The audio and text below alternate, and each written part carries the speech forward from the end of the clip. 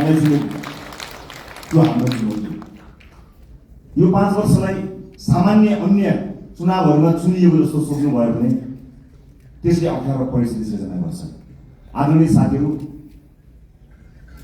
मलाई थाहा छ राजनीति यसै गरी चल्छ भनेर कहीँ कतै मानिसहरू त्यही ढङ्गले दौडधुप पनि मैले गरेको कहीँ कतै देखिरहेको छु। राजनीति त्यसै गरी चल्नेवाला छैन। नथिङ, कुनै पनि चिज हिजो जस्तो चल्नेवाला छैन।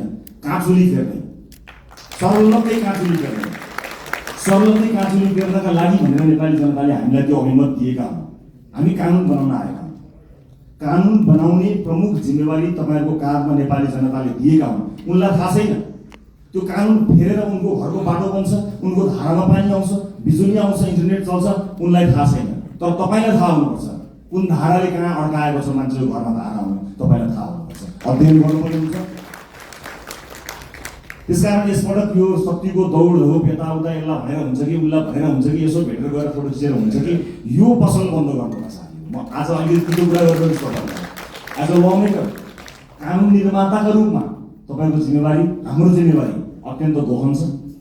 कयौँ पछिल्लो परिवर्तन संविधान कार्यान्वयन हुनका लागि समेत कानुनहरू बन्न सकेका छैनन्। संविधान निर्माण भएको यति लामो समयसम्म विभिन्न बाधा अडचनहरू भयो।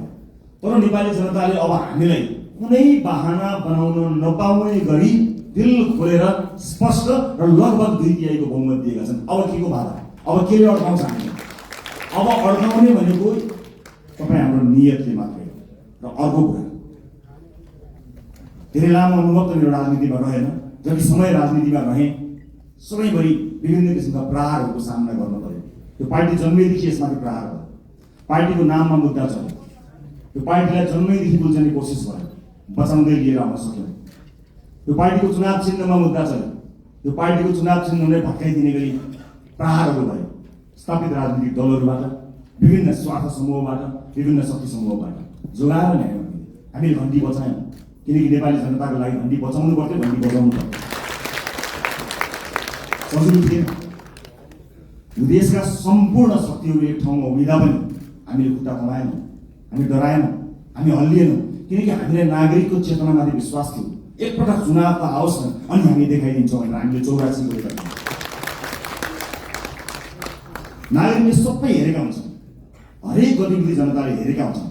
जनताको चेतनालाई कसैले चुनौती दिन्छन्, जनता नै खराब भयो कि भनेर चुनौती दिन्छन्। होइन, यदि त्यस्तो हुन्थ्यो भने अघिल्लो चुनावमा हामीलाई 20-21 सिट होइन एकैपटक 2/3 दिन सक्थ्यो जनताले। तर अघिल्लो चुनावमा जनताले के भयो भने यी नयाँहरूलाई एकपटक हेरौँ ताकि यिनीहरू नमार्दिउन्, त्यति मात्र सिट दिउँ र पुरानाहरूलाई सचिने अवसर दिने गरी यिनीहरूलाई पनि निमेटान नपारौँ भनेर नागरिकले विवेकपूर्ण ढङ्गले मतदान गर्यो। तर नागरिकको त्यो विवेकलाई 2/3 पाएको सरकारले चुनौती दियो। शक्ति प्राप्त गरिसकेपछि आँखामा जुन पट्टी आउँछ अब त्यो पट्टी हामीले खोल्न सक्नुपर्छ।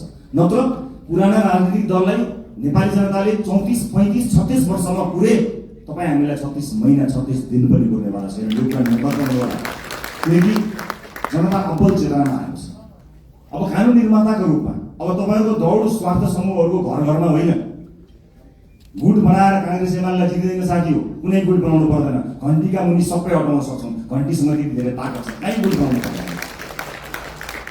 र आफ्नो पोजिसन के हुन्छ, म कहाँ हुन्छु, मलाई के हुन्छ, पार्टीमा मेरो हैसियत के हुन्छ, संसदमा मेरो हैसियत के हुन्छ, सरकारमा मेरो हैसियत के हुन्छ, यो म केन्द्रित राजनीतिबाट बाहिर उठ्न सकिएन र देश केन्द्रित राजनीति गर्न सकिएन भने हाम्रो हकीकत पुराना राजनीतिक दलका नेताहरू भन्दा पनि बत्तर हकीकत हुन्छ। यो कुरा म तपाईँलाई डे 1 मा बताउन गइरहेको छु। त्यस कारणले आफूलाई सेन्टरमा राख्ने होइन। राजनीति आजसम्म त्यस्तै भयो, सहमति त गर्ने, राष्ट्रिय सहमति गरे जस्तो भन्दै, राजनीतिक सहमति गरेको छ भन्दै विभिन्न सहमतिहरूमा नेताहरूले आफ्नो ठाउँ सुरक्षित राखे, आफ्नो ठाउँ सुरक्षित राखे, पार्टीहरूले आफ्नो ठाउँ सुरक्षित राखे। तर देशलाई सुरक्षित राख्ने हो कि होइन, देशलाई केन्द्रमा राखियो कि राखिएन, त्यो महत्त्वपूर्ण कुरा हो। यतिखेर देश केन्द्रमा छ, देशले देखेको सपना हामीले पुरा गर्ने हो। तपाईँको र मेरो मन्त्री प्रधानमन्त्री बन्ने सपनाको भारी यो देशले, यो समाजले बोक्दैन। मेरो सपनाको भारी बोक्नको लागि यो समाज बाध्य छैन, तर यो समाजको सपनाको भारी तपाईँहरूले बोक्ने हो। त्यसका लागि तपाईँहरूलाई मत दिएर पठाएर सामान्य कुरा होइन। यहाँ शहीद आमा छिन्, ध्यान दिनु होला। कुनै पनि बिचौलियासँग साँठगाँठ गर्नुभन्दा, एक कप चिया खानुभन्दा अगाडि, उसको एक घुटको पानी खानुभन्दा अगाडि शहीद क्या हमारा सम्झिनु होला। आफ्नो छोरो चढाएर संसद छिरेपछि शहीद क्या सामान्य कुरा हो। देशमा बिचौलियागिरी बिगबिगी छ। मैले छोटो समयको राजनीतिमा जुन देखेँ त्यो अनुभव तपाईँलाई सुनाउँदैछु। तपाईँलाई विचलित बनाउन, तपाईँलाई प्रभावित बनाउनको निमित्त मानिसहरू दौडन्छन्। देशको परिस्थिति यस्तो छ कि सरकार बनेको बेलुकाबाट एउटा समूह सरकार ढाल्न सक्रिय रहन्छ। बनेको दिनबाट प्रत्येक पटक हामीले अभूतपूर्व जनमत प्राप्त गरेका छौँ। त्यो अभूतपूर्व जनमत प्राप्त गरेसँगै अब यिनीहरू बिच फाटो ल्याउन सकिन्छ कि भनेर ठाउँ ठाउँबाट प्रयास भएको तपाईँहरू हेर्नुहुन्छ होला नि। समाचारभित्रका नियतहरू पनि हेर्न सकिन्छ नि कहिले। त्यस्ता ठाउँबाट हामी बच्नुपर्छ।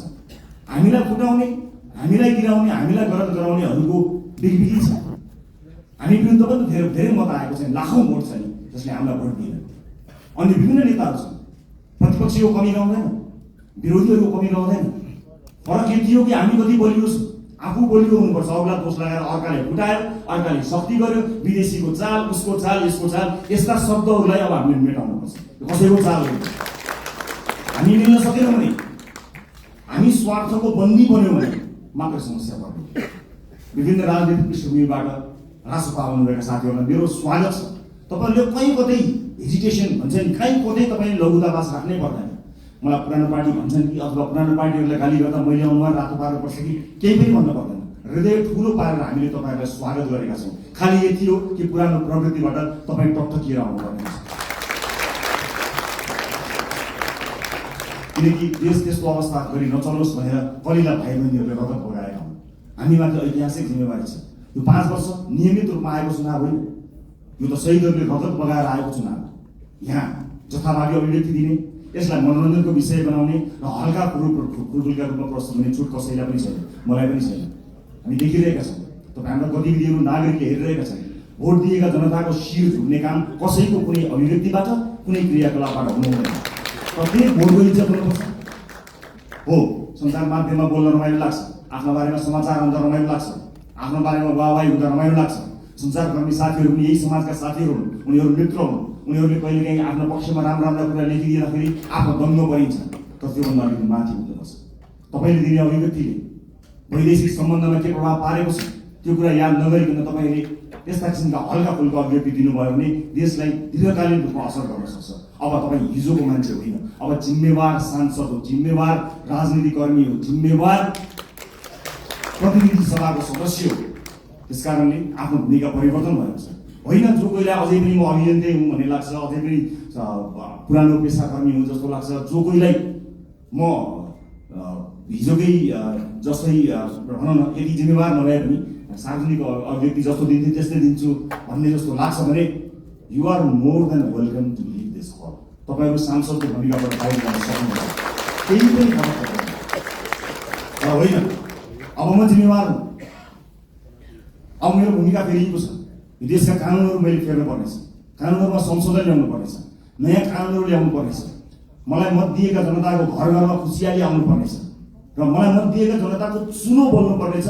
मलाई मत दिएका जनतालाई प्रभाव पर्नु पर्नेछ। उनीहरूले मैले जस्तै अस्पतालमा उपचार गर्न जाँदा बेड पाउनुपर्छ, कसैको सोच बिना हुने कुराको महसुस गराउनुपर्छ। म तपाईँलाई अनुरोध गर्न चाहन्छु, सक्नुहुन्छ भने सकेसम्म आफूलाई सरकारी अस्पतालमा उपचार गराउनुहोस्। सक्नु भएन, इमर्जेन्सीको बेलामा मैले भनेको छैन, सक्नुहुन्छ सरकारी अस्पतालमा आफूलाई उपचार गराउनुहोस्। सरकारी सेवालाई चुस्त बनाउने हो। जनताका छोराछोरीहरूलाई जुन अप्ठ्यारो पर्छ तपाईँले मात्र सुविधा प्राप्त गर्नु जायज होइन। सक्नुहुन्छ भने म बाध्यताकारी तपाईँलाई भन्दिनँ, महसुस गर्न सक्नुपर्छ। र अर्को महत्त्वपूर्ण कुरा म यहाँलाई बताउँछु। राष्ट्रपा स्थापना भएको 3.5-4 वर्ष पनि भएको छैन। यस बिचमा हामी विभिन्न पृष्ठभूमिका साथीहरू जोडिएका छौँ। राष्ट्रपाभित्र देशको अनुहार छ। अहिले जोडिएका साथीहरू यो देशको अनुहार, यही समाजबाट हामीले प्राप्त गरेका अनुहारहरू हो। हामीभित्र कसैको विवाद पनि होला, कसैको उच्च छवि पनि होला, कसैको सामान्य किसिमको सार्वजनिक जीवन होला, कसैको उच्च किसिमको सार्वजनिक जीवन होला। जे जस्तो भए तापनि एउटा कुरा आज मैले साथीहरूलाई राखेर स्पष्ट के बताउनु पर्छ भने सरकार 2/3 छ, सङ्ख्या घट्ला अथवा सरकार बहुमतमा रहन्छ, सङ्ख्या घट्ला अल्पमतमा पर्ला भन्ने कुराको पर्वाह नगरिकन राष्ट्रपाले जन्मदेखि आफ्नो विधानमा स्थापित गरेको राइट टु रिकलको व्यवस्थालाई यसपटक कडाइका साथ लागू गर्नेछ।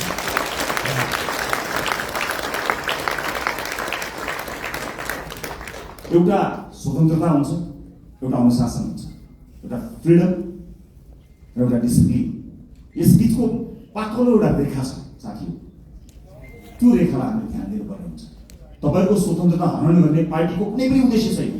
पार्टी सभापतिका रूपमा मेरो कुनै पनि आपत्ति छैन, तपाईँ स्वतन्त्रताको सदुपयोग गर्नुहोस्, तर अनुशासित भएर। अनुशासनका लागि पार्टीले आफूलाई स्थापित गराउँछ। पार्टीले अनुशासनका विषयमा तपाईँहरूलाई कडाइका साथ पालना गराउनेछ। किनभने परिवार ठुलो भएको छ, अनुशासित हुन सकेनौँ भने त्यसले अर्कै किसिमको एउटा अराजकता सृजना गर्छ। अराजकतालाई हामी कदापि स्वीकार गर्न सक्दैनौँ। यसै पनि विभिन्न किसिमको अराजकताबाट समाज आक्रान्त भएको यो अवस्थामा हामीले अत्यन्त अनुशासित हुनुपर्नेछ। म अघि पछिभन्दा आज अलिकति फरक चुनिएको छु होला, तपाईँले महसुस गर्नुभएको छ होला। अलिअलि पढाइका कुराहरू गर्यो, अलिअलि कारबाहीका कुराहरू गर्यो, यसले राइट टु रिकलको कुराकानी गर्यो, अलिक खबरदारी गरे जस्तो गर्यो भन्ने कुरा तपाईँलाई लागेको होला। लाग्नुपर्छ तपाईँलाई, किनकि जुन आशा र अपेक्षाका साथ नेपाली जनताले भोट खन्याएर दिएका छन् नि, त्यो ठुलो जिम्मेवारीको महसुस तपाईँलाई प्रत्येक दिन हुनुपर्छ साथी, प्रत्येक दिन हुनुपर्छ। यो देश अहिले पनि बन्दैन भने कहिले पनि बन्दैन भनेर साथीहरूले भनेका छन्, हर ठाउँमा भनेका छन्। तपाईँ भोट माग्न जाँदाखेरि आमा बाबाहरूले हुँदै के भनेका छन् तपाईँलाई थाहा छ? बाबु यो देश बचाऊ भनेका छन्। सुन्दाखेरि यो देश बचाऊ कति सामान्य कुरा पनि, कति गहन कुरो छ, कति गहिरो कुरो छ, कति ठुलो कुरो छ भन्नुहोस् त। यो देश बचाऊ हामी जस्ता सामान्य मान्छेको हातमा, निलो झन्डा फरफराउँदै हातमा घन्टी बोकेर हिँडेका हाम्रा हातमा, हाम्रा काँधमा देशका ज्येष्ठ नागरिकदेखि बालक बालिकाहरूसँगले यो देश बचाऊ भनिरहेका छन्। यो जिम्मेवारी ठुलो शक्ति हामीले प्राप्त गरेका छौँ। जति ठुलो शक्ति त्यति ठुलो जिम्मेवारी साथी हो। कृपया यो जिम्मेवारीको महसुस यहाँहरूले गर्नुहोला। म जो जहाँ जुन ब्याकग्राउन्डबाट आउनुभएको छ म सबैलाई स्वागत गर्न चाहन्छु। राष्ट्रभित्र सिङ्गो देशको अनुहार छ। यहाँ व्यापार व्यवसाय क्षेत्रका साथीहरू पनि हुनुहुन्छ, विद्यार्थी साथीहरू पनि हुनुहुन्छ, जेनजी पुस्ताका सबै साथीहरू हुनुहुन्छ, युवा साथीहरू हुनुहुन्छ, महिला साथीहरू हुनुहुन्छ, सीमान्तकृत वर्गलाई प्रतिनिधित्व गर्ने साथीहरू हुनुहुन्छ, सामाजिक अभियन्ता हुनुहुन्छ, कवि कलाकार मोडल रोल मोडल सबैजना हुनुहुन्छ, पूर्व प्रशासकदेखि लिएर सबैजना हुनुहुन्छ। यति ठुलो यो परिवारलाई समायोजन गर्नको निमित्त, यो परिवारलाई एउटै धारमा एउटै ट्र्याकमा लिएर जानको निमित्त अनुशासनको अत्यन्त ठुलो खाँचो हुन्छ। म साथीहरूलाई यति भन्न चाहन्छु, म तपाईँको मिडिया प्रेजेन्सप्रति कहीँ कतै दुःख मनाउ गर्दिनँ, तर आफू अभिव्यक्त हुनुभन्दा पहिला तपाईँले पार्टी पङ्क्तिसँग सल्लाह गर्नुहोला। तपाईँको सानो बोलीले मतदान गर्ने अर्को मानिसको चित्त नदुखोस्। तपाईँको सानो अभिव्यक्तिले देशका महत्त्वपूर्ण सम्बन्धहरूमा आँच नपुर्याओस्। देशका कयौँ गहन विषयहरू हुन्छन्, अर्थतन्त्र लगायतका विषयहरूमा तपाईँका हल्का टिप्पणीहरूले हामीप्रतिको आशा निराशामा बदलिन सक्छ। त्यसकारणले मैले एउटा अभिभावकको हिसाबले तपाईँहरूलाई सचेत गराउन खोजेको आजको यो भेटघाट कार्यक्रममा उपस्थित सम्पूर्ण साथीहरू। रासोपा परिवार विशाल परिवार भएको छ। यो सँगसँगै नेपाली नागरिकले हामीलाई ठुलो अभिमत दिनुभएको छ। यसको जगेर्ना गर्नु तपाईँ हाम्रो कर्तव्य हो। अब संसदको सेसन चलेभन्दा बाहेक तपाईँहरूको भेट जनतासँग हुनुपर्नेछ। आफ्नो निर्वाचन क्षेत्रमा निरन्तर खट्नुहोला। तपाईँको निर्वाचन क्षेत्रमा कुनै पनि मान्छेले दुःख पायो भने त्यसको सम्पूर्ण जिम्मेवारी तपाईँको हुनेछ, किनकि तपाईँलाई उसले जिताएर पठाएको हो, आफ्नो सुख पाउँछु भनेर पठाएको हो, तपाईँलाई सुख दिन होइन, तपाईँका माध्यमबाट मैले र मेरो परिवारले सुख पाउँछ होला भनेर तपाईँलाई भोट दिएर पठाएको। त्यसकारणले ठुला ठुला हल या ठुला ठुला विदेशी कार्यक्रमहरूको सेमिनारमा होइन, ती गाउँ टोल बस्ती चिया चौताराहरूमा आफ्ना सांसदहरूलाई देख्न चाहन्छु। हामी सांसद भयौँ भन्दैमा त्यो सांसद भएको ब्याचले या त्यो सर्टिफिकेटले एकाएक ज्ञान दिने होइन, अध्ययनको आवश्यकता पर्छ, ज्ञानको आवश्यकता पर्छ।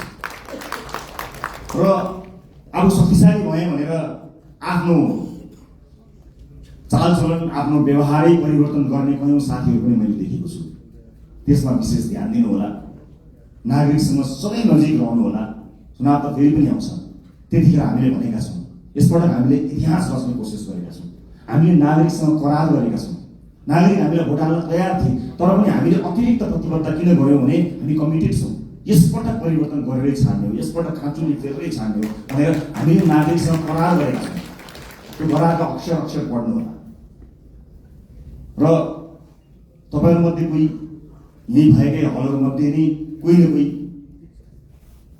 मन्त्रालय सम्हाल्ने साथीहरू हुनुहुन्छ, तर कृपया मन्त्री बनाइदिनुहोस् भनेर या मिडिया ट्रायलमा म फलाना मन्त्री भनेर त्यस्तो चिजलाई बन्द गरिदिनु होला। किनभने अहिलेसम्म केही पनि भएको छैन।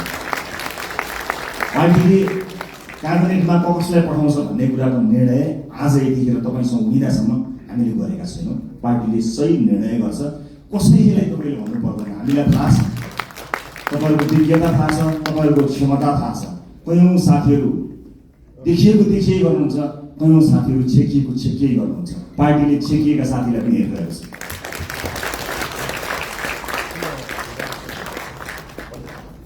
कहिलेकाहीँ कसैले जति देखाउँछु भने पनि देखिँदैन, कसैले लुकाउँदा पनि देखिन्छ। क्षमता भन्ने कुरा त्यस्तो हुन्छ। त्यस कारणले कतिपय अलि बढी चर्चामा आएका साथीहरू र चर्चामा आउन नपाएका साथीहरू सबैलाई पार्टीले हेरेको छ।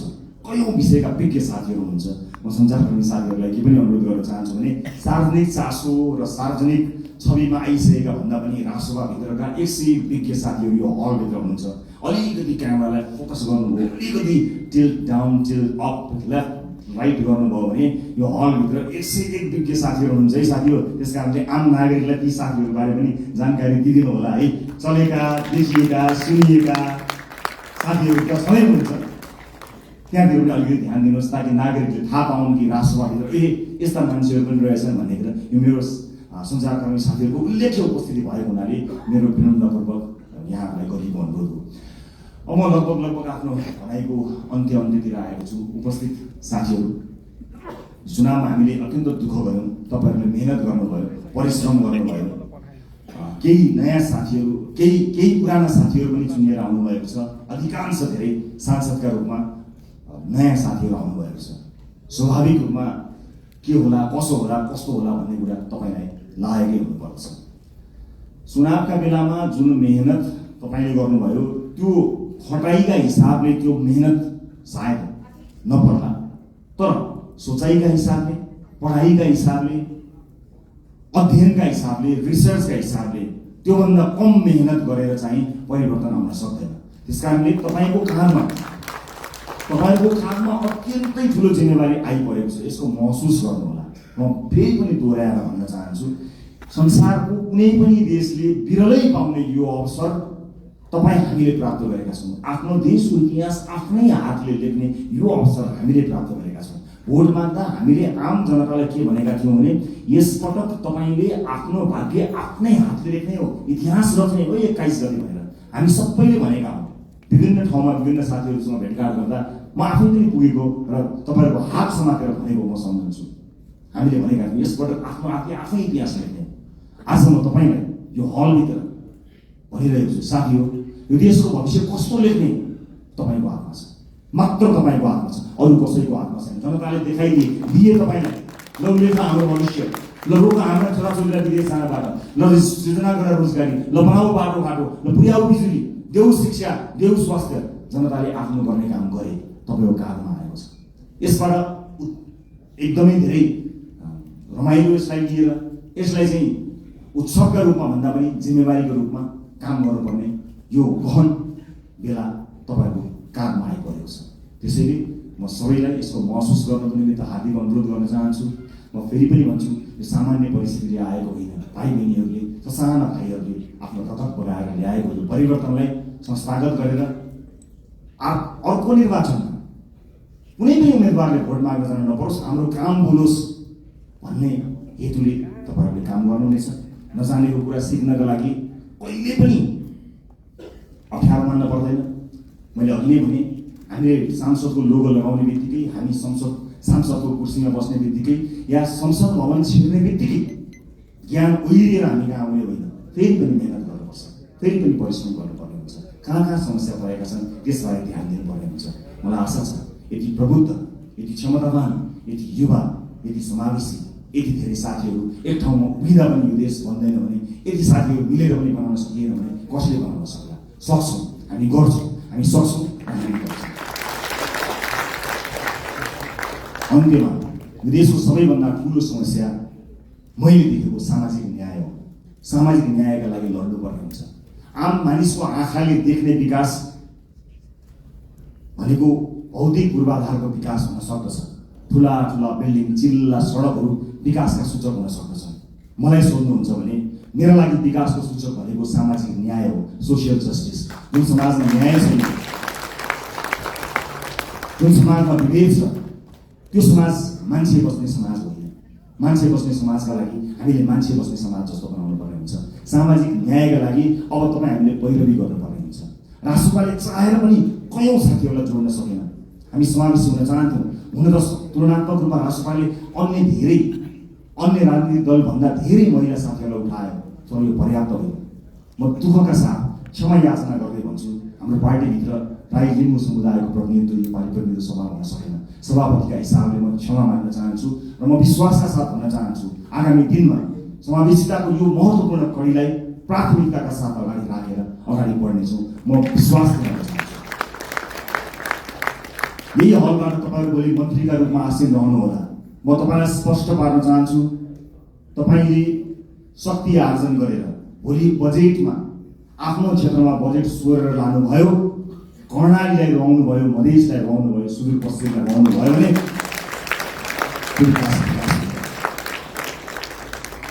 सिङ्गो देश विकास हुँदा चितवन अविकसित हुँदैन, मलाई थाहा छ। त्यसकारणले हाम्रो ध्यान सिङ्गो देशको विकासमा जाने हो, क्षेत्रगत कुरामा होइन। यद्यपि कतिपय क्षेत्रहरू अत्यन्त संवेदनशील हुन्छन्, कतिपय चिजहरू महत्त्वपूर्ण हुन्छन्। जिल्लामा कतिवटा पुल बने, मैले कतिवटा पुल लिएर गएँ, मैले कति किलोमिटर बाटो आफ्नो क्षेत्रमा पिच गरेँ भन्ने कुराले तपाईँलाई कीर्तिमानी बनाउँदैन। मैले अघि भने जस्तै कर्णालीमा बाटो पुग्यो कि पुगेन, कर्णालीमा अस्पताल बन्यो कि बनेन, कर्णालीमा सुत्केरी आमाले बाटोमा मृत्युवरण गर्न पर्यो कि परेन, मधेसमा शिक्षाको उज्यालो पुग्यो कि पुगेन, स्वच्छ खानेपानी पुग्यो कि पुगेन, बालबालिकाहरूले पोषण पाए कि पाएन। विकासको सूचक हो। तपाईँ हामीले सोचेको विकास यही हुनुपर्नेछ। अर्को पटक मैले चुनावमा बाटो लगिनँ भने, मैले अर्को पटक चुनाव जित्दिनँ भनेर तपाईँले आजदेखि लाग्नुभयो भने मैले फेरि पनि राइट टु रिकलको व्यवस्थाको बारेमा सम्झना गराउनुपर्ने हुन्छ। साथीहो, एउटा चुनावबाट अर्को चुनावका लागि होइन, एउटा पुस्ताबाट अर्को पुस्ताका लागि लडेका हो। अर्को चुनाव जितौँ नजितौँ त्यो सरकारको विषय भएन, तर अर्को पुस्ताले हार्नु हुँदैन। साथी, धेरै पुस्ताले हारिसकेपछि हामी एउटा आशा अपेक्षाको दियो बाल्न सफल भएका छौँ। यसलाई निर्णय नदिनु होला। सभापतिका रूपमा म तपाईँहरूसँग सधैँ छु। म लोकतान्त्रिक पद्धतिलाई विश्वास गर्छु। वर्तमान व्यवस्था, वर्तमान संविधानप्रति प्रतिबद्ध छु। शासकीय स्वरूपमा सामर्थ्य पुग्दा केही न केही सुधार चाहिएको छ भन्ने कुराको हामीलाई हेक्का छ। तर वर्तमान व्यवस्था, वर्तमान परिवर्तन, वर्तमान संविधानप्रति हाम्रो प्रतिबद्धता डगमगाएको छैन, डगमगाउनेवाला पनि छैन र यहाँहरू पनि त्यसलाई डगमगाउन दिनु छैन भन्ने मैले विश्वास गरेको छु। इतिहास रचनामा एउटा मान्छे, एउटा नेताको हात हुँदैन, एउटा पार्टीको हात हुँदैन। इतिहासको कालखण्डदेखि यहाँसम्म विभिन्न पुराना राजनीतिक दल र नेताहरूले त्याग र तपस्या गरेर आज हामीलाई यो दिन ल्याउनु भएको छ। उहाँहरूका कयौँ व्यक्तिहरूप्रति हाम्रो प्रश्न हो, तर इतिहासले उहाँहरूले दिनुभएको योगदानलाई नजरअन्दाज गर्ने, त्यसलाई अपमानित गर्ने हक हामी कसैलाई पनि छैन। म ससम्मान इतिहासमा उहाँले दिनुभएको योगदानका लागि उहाँहरू सबैलाई स्मरण गर्न चाहन्छु। पुराना राजनीतिक दल, पुराना सम्पूर्ण नेतागणहरूलाई म यही मञ्चबाट धन्यवाद दिन चाहन्छु र म यति भन्न चाहन्छु, इतिहास तपाईँले लेख्नुभयो, भविष्य हामी बनाउँछौँ। हाम्रा अभिव्यक्तिहरूमा कुनै पनि राजनीतिक दल र विपक्षीहरूप्रति कटाक्ष भयो भने त्यो अनर्थ हुन जानेछ। आज विजयको उन्मादमा हाम्रा समर्थक साथीहरूले विजयी भएका कारण, अत्यधिक मत आएका कारण विपक्षीहरूप्रति विभिन्न माध्यमहरूमा, सञ्चार माध्यम लगायत सार्वजनिक माध्यमहरूमा जुन ढङ्गले अभिव्यक्ति दिइरहनु भएको कता कता देखिएको छ, त्यो कदापि स्वीकार्य छैन। विजेता हुनुको अर्थ जिम्मेवार हुनु हो, विजेता हुनुको अर्थ छाडा हुनु होइन।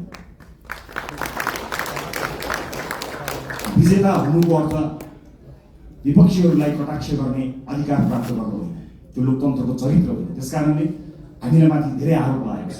आज तपाईँहरू सबैलाई साक्षी राखेर म यो आरोपलाई खण्डन गर्ने जिम्मेवारी तपाईँको काममा पनि बाँड्न चाहन्छु कि रासोपालाई प्राय अराजक छन्, रासोपा समर्थकहरू अत्यन्त धेरै असहिष्णु छन्, सामाजिक सञ्जालमा गाली गलौजमा उत्रन्छन्, व्यक्तिगत गाली गलौजमा उत्रन्छन्, छुनै हुँदैन, बोल्नै हुँदैन, गाली गरिहाल्छन्। त्यस किसिमको एउटा छवि बनेको छ। म सम्पूर्ण समर्थक साथीहरूलाई बताउन चाहन्छु, अब त्यसबाट बाहिर निस्कनुपर्छ। राष्ट्रपाले प्रशिक्षण गर्न पाएको छैन।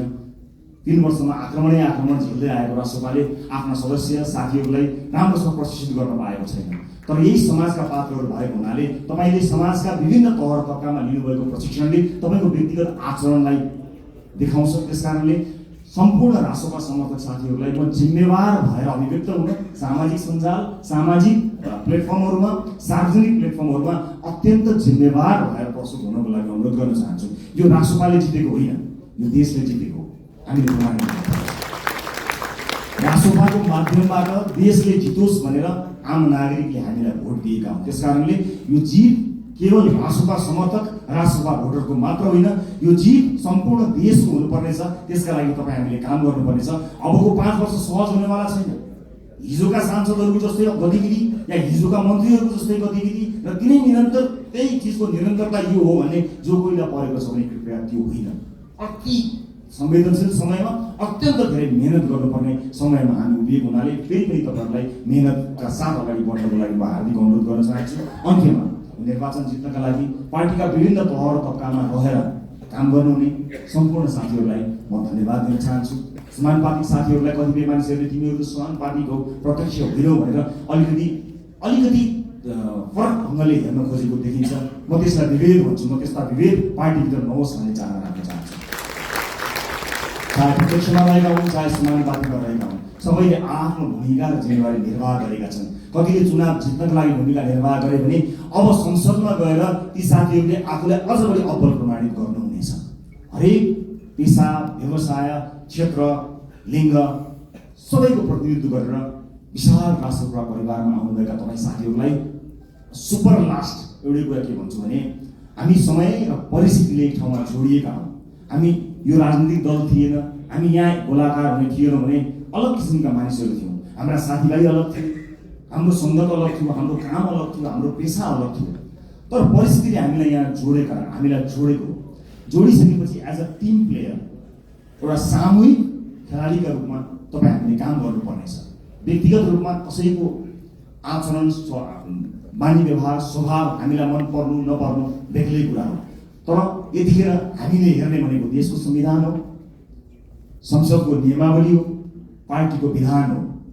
तपाईँलाई व्यक्तिगत जीवनमा जुन किताब पढ्न मन लाग्छ पढ्नुहोस्, तर हामीले पढ्ने यिनै किताबहरू हुन्। यिनै किताबभित्र हामी एकबद्ध भएर देशको संविधान मानेर, पार्टीको विधान मानेर, विभिन्न नियमावलीको अधीनमा रहेर एकै ठाउँमा एउटा टिम भएर काम गर्नुपर्नेछ। त्यसकारणले व्यक्तिगत इच्छा आकाङ्क्षा, व्यक्तिगत लाइक डिसलाइक, व्यक्ति मनपर्ने मन नपर्ने कुराहरू गौण रहन्छन्। मैले अघि पनि भने तपाईँको चाहना, तपाईँको सपनाको भारी यो देशले बोक्ने होइन, वर्षौँदेखि यो देशले देखेको सपनाको भारी तपाईँ हामीले मिलेर बोक्ने। कयौँ व्यक्तिगत जीवनमा मन नपरेका साथीहरू पनि कता घुम्दै फिर्दै यहीँ आएर ठोकिएका पनि हुन सक्दछन्। यतिखेर हामीले आफ्नो विवेकको अत्यधिक प्रयोग गरेर मुलुक र जनताप्रति वफादार, इमान्दार र जिम्मेवार भएर काम गर्नुपर्नेछ। म यहाँहरूको सुखद राजनीतिक भविष्यको शुभकामना व्यक्त गर्न चाहन्छु। फेरि पनि निर्वाचनलाई यति ठुलो परिणाममा ल्याउनका लागि काम गर्नुहुने पार्टीको अग्रपङ्क्तिदेखि अन्तिम पङ्क्तिसम्म काम गर्नुभएका सम्पूर्ण साथीहरूलाई धन्यवाद दिन चाहन्छु। मतदाता साथीहरूलाई धेरै धेरै धन्यवाद दिन चाहन्छु। देशका निजी क्षेत्रलाई म आश्वस्त पार्न चाहन्छु कि तपाईँहरू कहीँ कतै पनि विचलित नहुनुहोला। तपाईँहरूले निर्धक्कसँग काम गर्न सक्ने वातावरण हामी बनाउँछौँ। विदेशमा लगानी ल्याउनको निमित्त विदेशमा रहेका नेपाली डायस्पोराका साथीहरूलाई म यही मञ्चबाट आह्वान गर्न चाहन्छु, आउनुहोस्, मिलेर काम बनाऊ। देश निर्माणको यो महान अभियानमा तपाईँको साथ हामीलाई चाहिएको छ। सँगै मिलेर हामी त्यति बसाल्ने सङ्कल्प गर्न सक्छौँ। अन्तर्राष्ट्रिय समुदायलाई पनि म यति भन्न चाहन्छु कि नेपाल लगानी गर्नका लागि सुरक्षित देश छ। तपाईँ र तपाईँको लगानी यो देशमा सुरक्षित हुन्छ। निर्धक्क हुनुहोला, कुनै किसिमको बाधा अड्चन हुने छैन। तपाईँलाई कुनै अमुक नेता वा पार्टीले संरक्षण गर्दैन, तपाईँलाई देशको नीतिले, हाम्रो नीतिले संरक्षण गर्नेछ। नीतिगत रूपमा तपाईँ हामी संरक्षित हुनेछौँ। देशको विश्वविद्यालयहरूले काँचुली फेर्नुपर्नेछ, उद्योग कल कारखाना चल्नुपर्ने हुनेछ, देशमा कामधन्दा निरन्तर चल्नुपर्नेछ, इम्प्लोइमेन्ट क्रिएट गर्नुपर्नेछ। यी यावत जिम्मेवारीहरू पुरा गर्नको निमित्त हामी सक्षम भएर काम गर्नेछौँ। मुलुक नयाँ मान्छेहरूको हातमा गयो, कहीँ अप्ठ्यारोमा पर्छ कि लोकतन्त्रको खतरामा पर्छ कि कहीँ कतै अलिकति अधिनायकवाद आउँछ कि जस्ता जुन शङ्का भ्रम या आशंकाहरू कतै कतै भएको छ, म सबै चासो राख्ने सरोकार राख्ने सबैलाई बताउन चाहन्छु कि मुलुक राम्रो हातमा छ। We will handle it with care. हामी यसलाई एकदमै केयरफुली जनताले दिएको मतलाई अत्यन्त प्रेमका साथ, अत्यन्त सौहार्दका साथ, करुणाका साथ र अत्यन्त चनाखो भएर हामी काम गर्नेछौँ। सुशासनमा नयाँ मानक स्थापना हुनेछ र मुलुकलाई आर्थिक समृद्धिको बाटोमा हामी निरन्तर लिएर जानको निमित्त अहोरात्र काम गर्नेछौँ। हस्, फेरि पनि यहाँलाई यो उपस्थितिका लागि, यो विजयका लागि र यो प्रतिबद्धताका लागि धेरै धेरै धन्यवाद दिन चाहन्छु। तपाईँ हामी सबैको जय होस्। जय देश, जय मन्दिर।